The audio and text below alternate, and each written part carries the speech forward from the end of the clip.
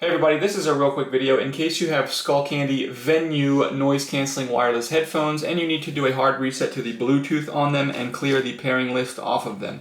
So you're going to want to do this reset for one of two reasons. The first one is troubleshooting in case these headphones are not connecting to your phone or other device, or they're not syncing or not pairing with Bluetooth, or they keep disconnecting. A factory reset will fix a lot of these issues. Now the second reason you might want to do this is just for any variety of situations where you want to delete the pairing list, clear the pairing list so that you can set these up as a brand new set of headphones.